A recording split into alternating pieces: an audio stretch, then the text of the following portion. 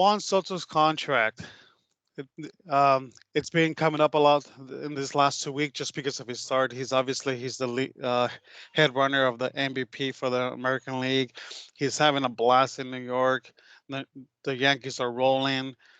Should the Yankees reach an agreement right now? If the Yanks win it all this year, woo! Cha-ching, Soto, cha-ching. Oh, breaking news. What We have happened? breaking news. Here we go again with the plus minuses there. When you beat me to it, I was like, oh shit. We're You gonna. have to be quick. You have to be quick. In game, real time, it's hard to like make that same call 100%.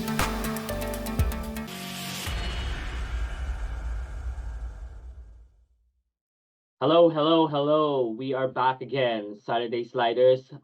Today is Sunday, May 26th. I'm Almar and I have Armando next to me. And let's talk baseball. Let's go around the bases with this week's updates around the Major League. Omar, let's start with Edwin Diaz being announced that he will not be the closer going forward. Is this foul or fair? What is your opinion on this, Omar? It is actually sad when I saw it because Edwin Diaz, we were pumped up that he was recovering from his injury from last season, and he's coming back strong. This At the start of the season he was coming in strong, and now he's losing his closer role, which is sad. But he has been struggling. This might be a ploy from the Mets to just kickstart their team.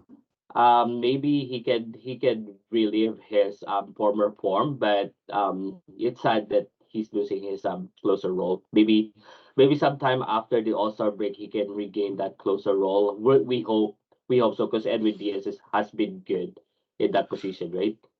Yeah, it's a tough one, right? Because in the last, it's been 20 days or 21 days since his last save opportunity, since his last recorded save.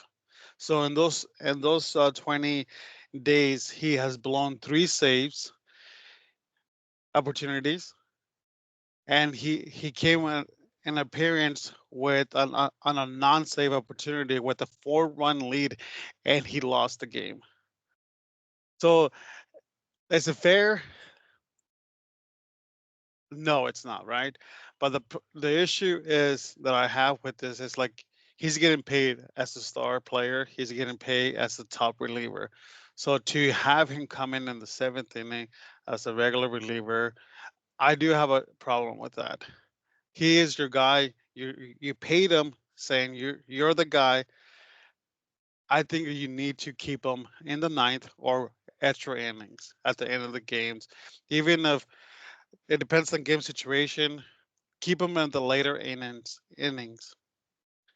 just available just in case, right? Because some pitchers or relievers, they used to coming in the sixth or seventh. Closers are used to at the end of the game. So like mentally, pitchers struggle with that, right? So Yeah. to have him coming in the seventh inning and a tie or they're losing the game is just I think it's just an insult to Diaz. And obviously, report says that he was crying in the locker room when it was announced that he will not be the closer. But yesterday, uh, and ag- yesterday against the Giants, they were winning 1-0. I mean, they were winning by 1 run, and Diaz came to be the closer. So it's kind of like it was only like a couple of days later they announced that he's not going to be the closer, and then a couple of days later he's in a closer opportunity again. So it's kind of like, well, Mets, I don't think you know what you're doing either. I know, yeah. But they lost that game, eh? Yeah, they did. Yeah, they did. They He did. blown another save opportunity. So I think it's I know he's struggling, but I think you still need to say you're still the guy. Yeah. Maybe we're not gonna give you every save opportunity, but we're still gonna save you at the end of the game in the extra innings. That's just my opinion. Yeah, I do understand where you're coming from. And like you said, if you're going to stick with him, you stick with him regardless of how many blown saves he has. But if he's costing you games, then move him somewhere like eighth inning or seventh inning, but don't flip him back and forth, right? Don't flip him, Exactly. yeah, don't flip him back and forth. Now he's like, oh yeah, I wasn't the closer. Now I'm the closer again. So it mentally it's hard. It's something to be. It is something to say at the end of the season. It's August, September, right? Like whatever the situation, and you if you're saying okay, it's not working, and we have to sit you a row, right? That's different. But this is still beginning. This is mid-May. It's only 6 weeks away where we're in spring training. So everybody in spring training, every team is saying like, this is our roster, this is our guys. You still have to continue saying like, this is our team. We're going in this together. And to flip them back and forth this early in the season, it's just not. It's not really fair for players. Yes, correct. Anyway, let's go with the next topic. Juan Soto's contract. It's been coming up a lot in this last 2 weeks just because of his start. He's the head runner of the MVP for the American League. He's having a blast in New York. The, the Yankees are rolling. Um, he's um, he's a fan favorite. It's fun watching him play right now. So what? But his contract is coming up. Should the Yankees reach an agreement right now? Try to sign him before the end of the season, or should they wait until the end of the season? Well, I'm pretty sure Yankees wants to sign Soto in an extension before the offseason, but I think Juan Soto wants to wait it out till the end of the season, right? Juan Soto's contract will be massive this offseason. Whether or not he signs back with the Yankees, that remains to be seen. In 2022, the reported offer from the Nationals to Soto was 15 years worth 440 million.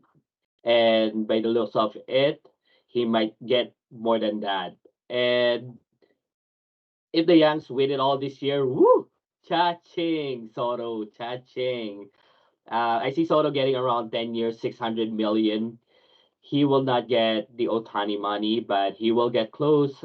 Trout got 12 years worth 426 million. And I'm not comparing Soto to Trout. Apples to oranges, that's different. But Soto is only 25 years old. That is way less mileage than Trout. So getting 500 to 600 million for 10 to 12 years is not impossible, right? If the Yankees win the World Series, he's gonna come close to to To Otani's. Soto. He's gonna To come very Otani. close. Well, he's gonna want Otani's money. That's for Yeah. sure. Hey, I want Otani's money. Yeah. But, Imagine if um. he wins the AL MVP, the World Series, and the World Series MVP. Man, he's gonna get close to that Otani Oh money, yeah. right? So, Yeah. and he, like you said, he's 25 years old. So like a 10 plus year contract is it's fair, right? But Yeah. the only thing I question is from the Yankees. Yeah, it makes sense for the Yankees to sign him, but can they afford it? Right? They have a huge contract by Judge and Stradum. Like it's in the it will be easily the most expensive outfield of all time, Yeah. right? So can they afford it? I don't know. I think they're gonna have to move on from a couple contracts if they're gonna be able to sign Soto. Um, They love paying luxury tax anyway, so oh yeah, they do. But even they Alex Rodriguez contract, it hurt him for a long time yeah. afterwards, right? So are they willing to do that again? I'm not really sure, right? So I think they're gonna have to move on from a couple players to make room for Soto's contract. But I think the biggest competition right now, because the Mets have made it known they are going after Soto. They Mhm. want both teams in New York want Soto. It's a huge population of Dominican Republic, so they have the fans there. Um, I think it's Soto's going to stay in New York, but I'm not sure which team. So, New York but Mets, New York Mets are always on every players, right? So yeah, they should do. But I just think like from numbers perspective, I just from a payroll, I just it's gonna be very hard to see the Yankees sign it, especially if they don't do something before the season ends. yeah, If they let him taste the water, it's gonna be very high, and I can see like the Marlins just giving him a blank check. So there's gonna be a lot of teams. Well, not a lot of teams, but there will be definitely some teams yeah. after him. So it will be interesting. Um, did you see Omar? Did you see the game between the Sox this week? The interference call on the second base, bottom of the ninth. It was a pop up, and they called an interference on the second Uh, baseman.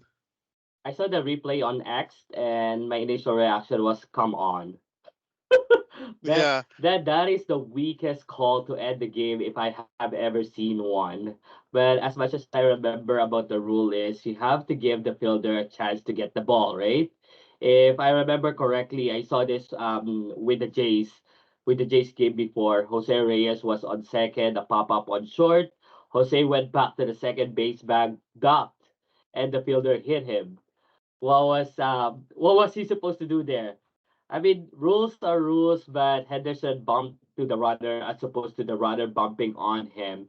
That is some bad call and cannot happen, right? Can you imagine losing a playoff game on that? I MLB, can't even. MLB, fix this I thing, actually MLB. I've been it was against the Baltimore and White Sox game this week, and I honestly I can't even. I keep watching the highlights and I can't really. I don't understand because I see this the runner the is on second base. The pop up he goes back to the second base like Yeah, you're taught like it's just natural reaction, like oh pop up, like go back to the base. But I don't see the interference. I don't see it, and I'm like kind of like, and I'm trying to find out an explanation. How is this possible? How is this interference? But I can't find one, and I was hoping that you would explain it to me. But no, I this don't get it. I keep watching it, and I just don't get it. Was it yeah. an interference call from the eye standpoint? I don't see the interference.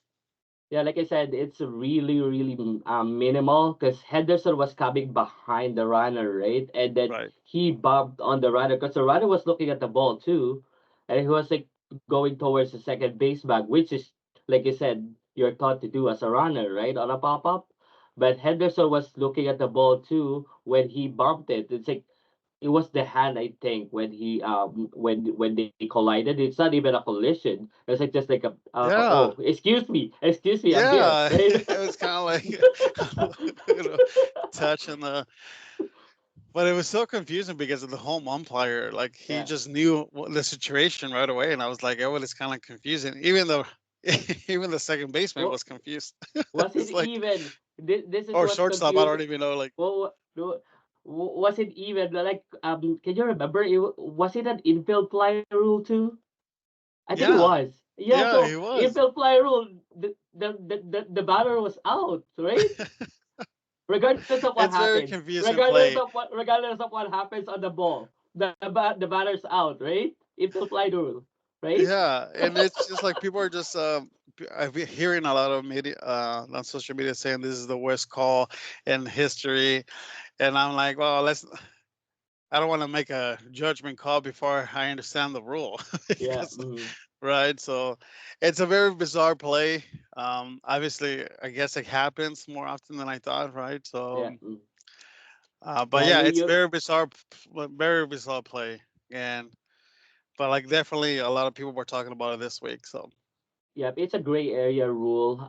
Wherein it's like you said, it's a judgment call.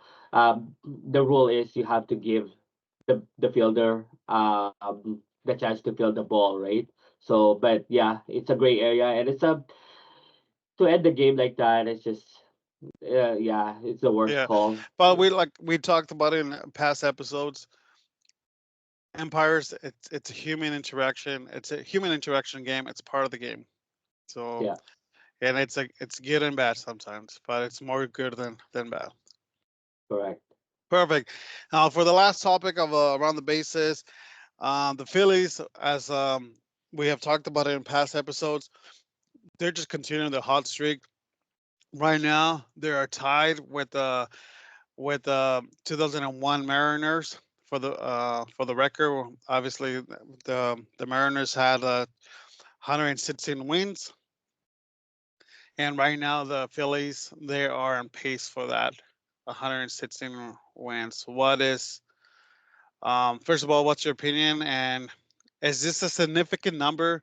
The 116 wins, because obviously the Mariners did not win the championship that year, but we when when teams get on pace to that record, like, there's a lot of comparison between the two teams.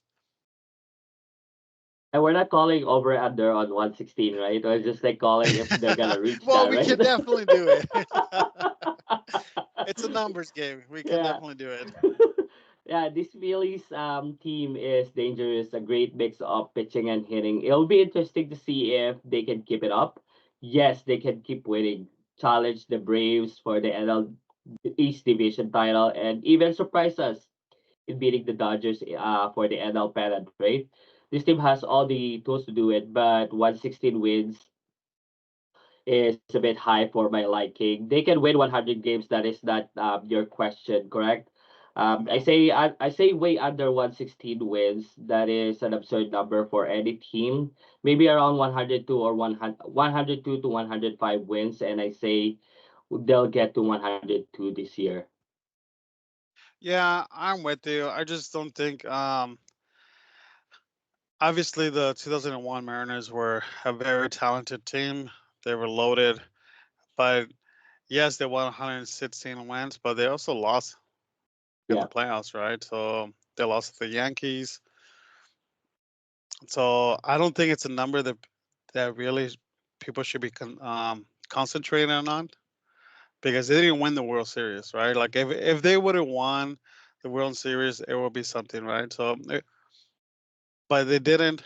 Um, I just don't think it's big numbers. There's plenty, a lot of teams that win over 100 games and they don't win the World Series. And in the last couple of years, it's been teams, wild card teams winning the World Series. That they only got 92 wins in the season. So I don't think it's a significant number yeah, unless you win the World Series, right? So yeah. Yeah, we had that with basketball with your Golden State Warriors, yeah, right? They beat that record of 72-10 Bulls record, but they didn't win the championship, and that record just sits there, ringless, right? So it doesn't have the correct sound to it when you have that right. amount of winning but no championship, right? Right. And obviously, the in football, like the Miami Dolphins going undefeated in the regular season, then winning the the Super Bowl, right? So that has a ring to it. Obviously, the Pats won; they went undefeated, but then they lost in the Super Bowl. So Yeah, it really, when you think about the best teams, you think of the championship teams. You don't think yeah, of the best regular season wins, right? So yeah, correct, yeah. Just like my fantasy football team, right? yeah, you had a first round bye, right? Yeah. Yeah, I got ousted by the eighth seed. Yeah. uh, Ay. well, that Yeah, is yeah, it's a yeah, you're correct. When you get that regular season win, you have to win that championship, right? yes, exactly. So, well, that is it around the bases. Um, Once again, thank you for watching our YouTube channel. You can follow us on Spotify. Please subscribe and give us a follow. It will help our channel. Thank you so much. Let's go with our curtain call players of the week. Omar, I'm gonna start with. Obviously, I already touched a little bit about it, but I'm gonna start with my curtain call team of the week. I am going with the New York Yankees. Right now, they're just hot, um, and there's a lot of reasons why this team is hot, and could be just because Aaron Judge finally had a he finally woke up. He had a very slow start. He was batting, I think 150. We talked about it. But now he has picked up his batting average of he's batting 280, 39 RBIs with 17 home runs. Soto continues his hot streak, batting over 300, and they're just hitting bombs right now. They're just hitting bombs. The whole team is. And right now, I think the most impressive thing about the Yankees is their pitching staff. All five starters have 55 plus innings. They are deep, and this is helping. And they're doing it without Jared Cole. Everybody was concerned if the Yankees are going to be in trouble without their ace, but this is given because of their deep pitching rotation. It's giving the time to Jared Cole to just to take his time in rehab. But everybody, there's three uh, I think there's four starters who have over five wins. Um, Luke Gill is just a revelation for them. He has 6 wins, 70 Ks. He has a 2.11 ERA. So they're just deep. I I love this their rotation, and they're a scary team right now. So and the biggest thing that I like is that Clark Smith has taken the next step up. He has answered the call, and I love it when young players take the next step up. So and Clark Smith is just one of those with Lou Gill as well. So that is my curtain call team of the week. Can we just move on now? The Yankees You don't keeps want to comment on winning. them? The Yankees keeps winning even after losing, like you said, Ace Garrett Cole to the start of the season, right? And their gamble to trade for 1 year of Soto is paying off big time. It will be an exciting two-way horse race between the Yanks and the O's for the AL East title, and I'm not discounting the Rays or the Red Sox here, but the Yankees and the Orioles are on their league of their own right now. I hate to say this, Armando, but meh pick on the Yankees for this week. Oh yeah, I get it. But Marcus Sturman, he's the he's leading that rotation with Carlos Rondon. Obviously, Carlos Rondon last year he was being booed a lot, but he's being loved right now. They're just a really they're deep and they're doing it by pitching right now, and their offense has finally woken up, and they're just they're scoring a lot of runs right now. Yeah. But Good call on the Yankees. I just hate them. I get it. uh, I get it. for my curtain call team of the week, I'm going with the St. Louis Cardinals. Winners of four straight and nine and one, and they're 9-1 in their last 10. The Cards are slowly heating up after a slow start to their season. They are my NL Central pick, and there's still some work to be done as they're sitting fourth, I believe fourth or third in the division. They're still denying the firepower in the batting lineup on this team. That's being anchored by Nolan Arenado. If this team keeps rolling like this, the Brewers and the Pirates better watch out. And that is why I picked St. Louis Cardinals as my team of this week. Oh, that's good. Like it's a great pick. They're starting to heat up, which that's great. Obviously, baseball is better with the Cardinals when they're good. Um, yeah, but there's a lot of work to be done. But they have the talent to turn their season around. Great pick. For my pitcher of the week, critical pitcher of the week, I am going back with the closer, and I'm going with Emmanuel Claus, closer for the Cleveland Guardians. He's just obviously he's been closer of the year, reliever of the year, a couple 2 years ago. He has 16 saves, which is tied for first. He has a 0.34 ERA with 26 strikeouts. That is lights out. Um, Good luck if he has a 1-run lead. Good luck in the ninth trying to get anything trying to get a hit or trying to score him because he's definitely lights out. And I love his command. He has a great fastball, good slider. He's he's really good. Yeah, yeah, another closer. I have to give you props, Armando, for putting spotlights on relief pitching. Most of the time, we forget how valuable these pitchers are for the team. And Emmanuel Class, the closer for the Guardians, is every bit as valuable for this team. With, like you said, 16 saves already this season, that means he has closed down almost half of the Cleveland's win this year. Wow, simply spectacular stuff. Great call on Emmanuel Class here, Armando. Great call. Yeah, and obviously the Guardians are in first place of on their division.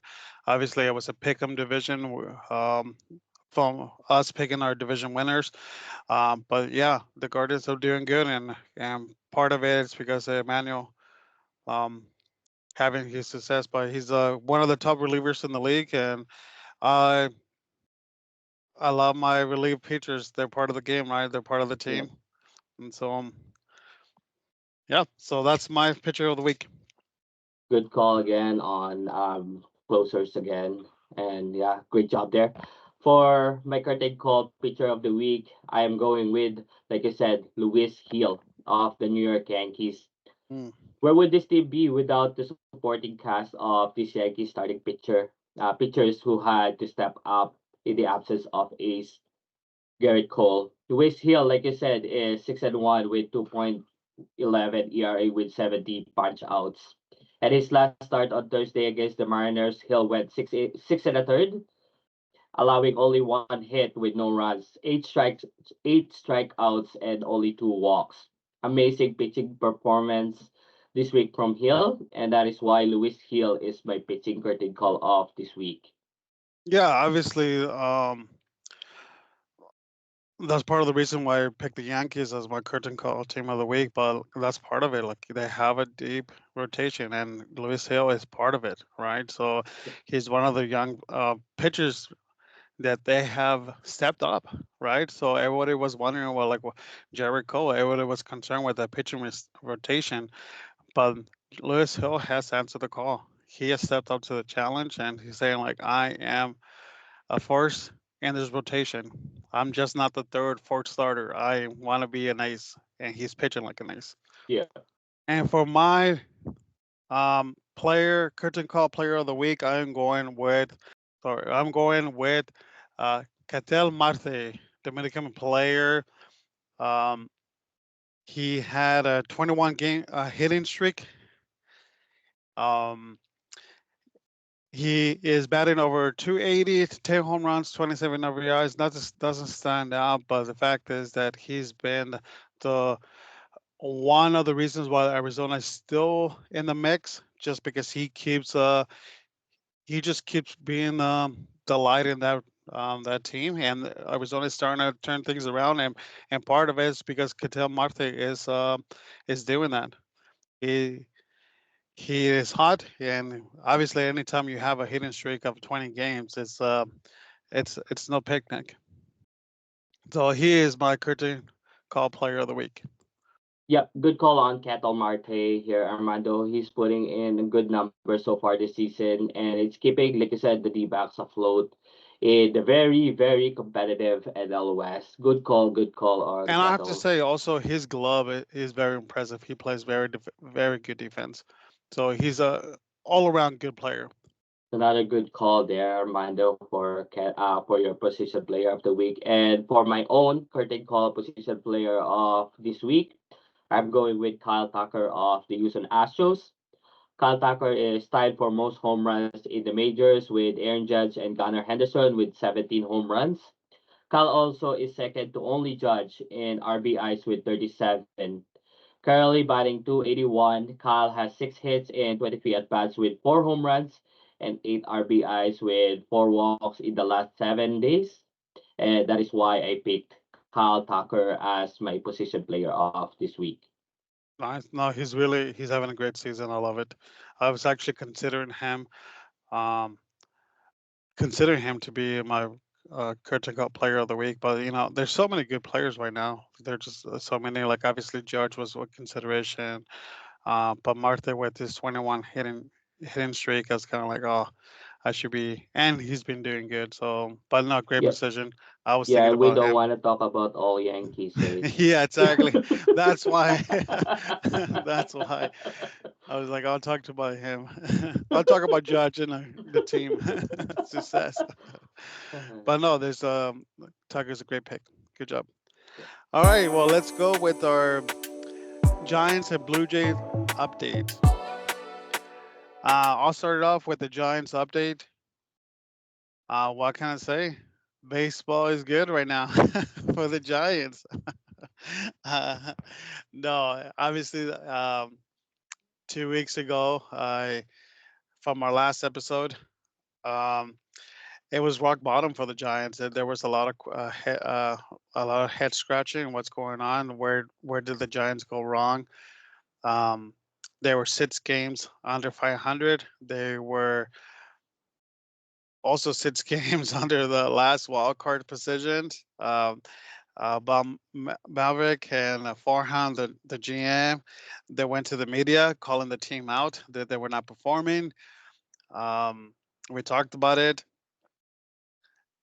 and also like team players like Matt Chapman saying to the media like, I am embarrassed the way I'm playing right now. Uh, some of the Logan Webb, he said to the media after his start, 2 starts ago, 3 starts ago, he said like he's the whole team is playing like dog shit, and ever since then they have turned things around. Can Right now they're 1 game above um above 500. They're behind um, the Padres for the last wild card spot right now. So obviously it's a little early to be considering the standings, but it's still like they're just right there. They have climbed back up, and they're 13-3 in the month of May since players and GM and coach went to the medium challenging the whole team. So this team is completely different. And let me just not say the Giants lost 5 starters 2 weeks ago. Starters from the opening day roster and 7 players all along. So called they called us so many players from AAA. They had no, and at one point all three catchers were on the roster were injured. They had and Casale, who was a catcher, he was supposed to catch backup catcher in 2021 season when the Giants won 107 games. He was just in Cubs minor league system. He was not even in the majors. So the Giants made a trade or he got released or something, and they call him up, and now couple couple moves, and all of a sudden, because Casale has catched this pitching staff before, so there's a lot of confidence with having a veteran catcher, because Bailey, he had a 2 week concussion. He was in the 2 week concussion protocol, and all of a sudden, this team has answered the call. They start getting. Obviously, we talked about a couple of weeks ago how the Giants went 2 for 40 something in running scoring positions, and we were talking about like why players don't just make the simple hit, advance the runner. If the runners no outs and the runners standing on third, just make the simple hit. Bring the runner home, and they were not making those hits, but all of a sudden they're making those hits. And this season's they have turned the season around. They have turned the season around because the bats have started to waken up. Matt Chapman, his consideration for Player of the Week. He has 4 home runs this week, multiple RBIs, and I can't say that he's the main reason, but there's a lot of players like Chapman, Estrada. They're just making those timely hits, and And part of the reason why is because of the youth movement. We talked about it in past episodes. I talked about it. How long do you let this season slip from you? When the players are struggling, when do you call your top prospects from the AAA? When do you call them? And they had with all the, of course, with all the ages, Matos, Ramos, yeah, Lozano, the shortstop. I've been talking about him, and all of a sudden you bring them up because they were having success in AAA, and that has transferred over. Macho was the National League Player of the Week with 17 RBIs last week. He has 5 home runs. So the Ramos, Luciano, um,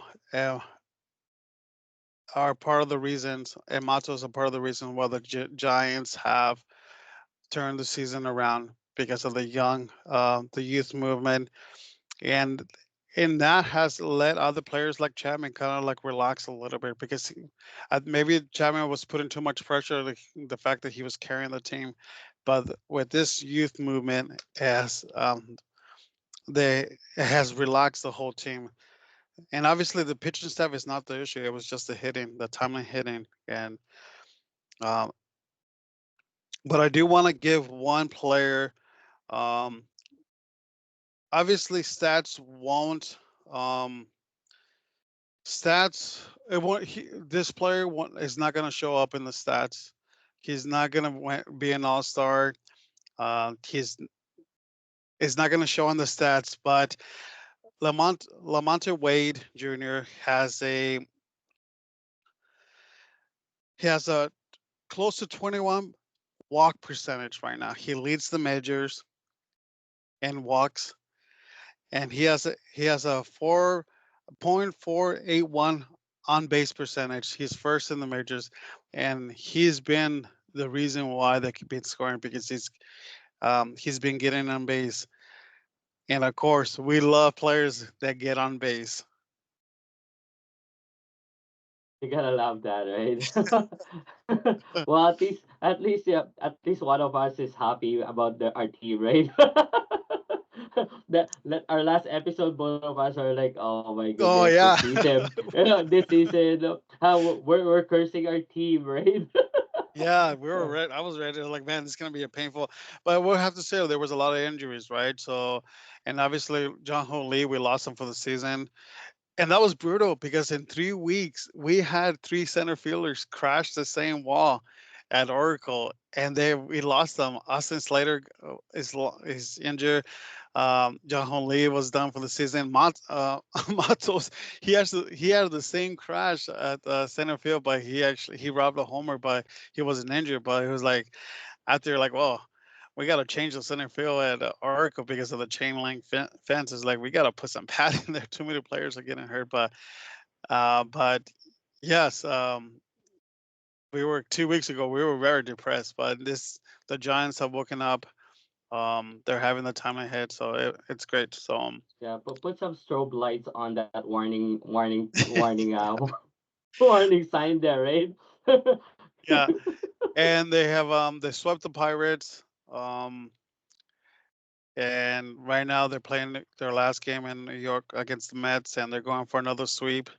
Logan Webb is pitching today, so and their last homestand they went 6-3, but it hasn't been easy. It's been a lot of kind of stressful, close games, but they're having that timely hit at the end of the game. So they're the first time they have won 4 games when losing 4+ runs. First team since since they started keeping track since 1901, and they've all been on the road. They're at this point they're calling the Giants the comeback hits. That's great. Great to hear that they're winning, the Giants. Winners of four straight, 8 out of 2 in the last 10. That's great. Great, and you're second in the division, NL West division. That's good to see. Yeah, you need some push towards that LA Dodgers. They're too comfortable there. Yeah. Well, it's I think that what it's happening, the Dodgers they rise to the challenge when they face good teams, and and for some reason they keep struggling against the teams that they should be beating. But for some reason they keep losing to the Reds. I have no idea. The Dodgers, but no, it's good. Yeah, It's good. I saw this tweet. Teams facing the top division leaders on every team. I saw this, and the Phillies and the Dodgers have faced zero top division leaders so Yeah, far. They yeah, haven't faced toughest teams right now. So we'll see towards the end here. It's gonna be interesting. yeah. So, but it's a good. Do you have to say like it's the Giants have gotten some wins. They're playing with a lot of confidence. They have won, like I said, 4 games now with trailing 4+ runs, and they have come back and win those games. But after tomorrow, they come back home. But the two teams on the homestands are the Phillies and the Yankees, so it's going to be a good test because they were embarrassed 3 weeks ago by the Phillies, and it was not. You can tell night and day between like the Giants and the Phillies, so it will be a good challenge to see to answer the call and say, okay, where are we at? Is this just a fluke, or can we compete against the top teams in the majors? Yeah, it'll be a good test for your team this week with against like you said against the Yankees and the Phillies. Hopefully they keep winning, so one of us is Yep. happy, right?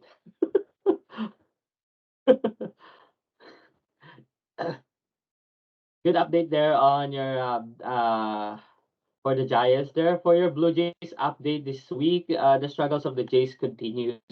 And after winning the first game against the White Sox, the Jays were blanked in the second game. Luckily, the Jays were able to win the third game for their first series win in over a month. And the Jays traveled to Detroit for 4 game series against the Tigers. And after winning 9-3 on Thursday, the Jays lost back-to-back games. We see some improvement from hitters like Bo and Vlad but the inconsistencies of these Jays hitters are still costing the team wins.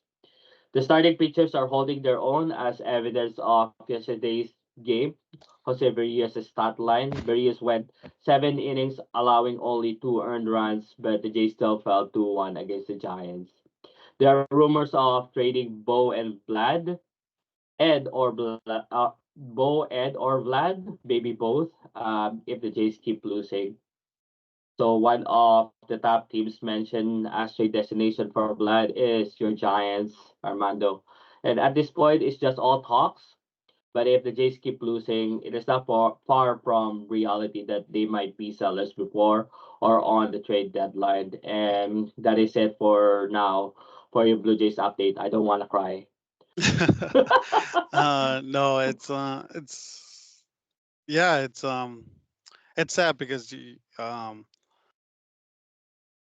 we had high hopes um for the Jays. A lot of people around baseball had a lot of high hopes, right? So obviously no one picked them to win the division, but like to be one of the top contenders for the wild card spots and to go have a deep run, right? So Yeah. but to hear those trade talks rumors, and I've actually heard Vlad is being connected to the Giants, one of the landing spots, just because of the off field. But to be honest with you, just the way Matos and Ramos are playing, there are top prospects. I honestly wouldn't. I don't. If they continue this hot streaks, this young players continue to have success in the majors and helping the Giants win. I wouldn't want to interrupt that. To be honest with you, I Yeah. prefer not. Uh, I prefer not trading for blood in this situation. Anyways, Very good. Very that's good. my Very good opinion. there. So, but you know, Vlad, ever since the trade rumors started, he has woken up. His bat is starting to heat up now. Ever since the trade talks. Yeah. Well, it's sad because their contracts are due, Bo and Vlad. So we might see changes here. For not the good for the Jays, right? So we'll see a mini rebuild or like a full rebuild. But yeah, we're sitting dead last in American League East with like 12 and a half games behind the New York Yankees. That's a lot of games to make up for. I don't think Yeah, they're gonna be able to catch any one of those teams, right? So we'll see. we'll see definitely. Well, keep us updated on the Jays updates. We'll see what happens. Yeah. Like I said, at least one of us is happy, right? Yeah, it's Giants fans are so dramatic. All right, well that's it for this week's Saturday Sliders. Thank you for watching. See you guys next week.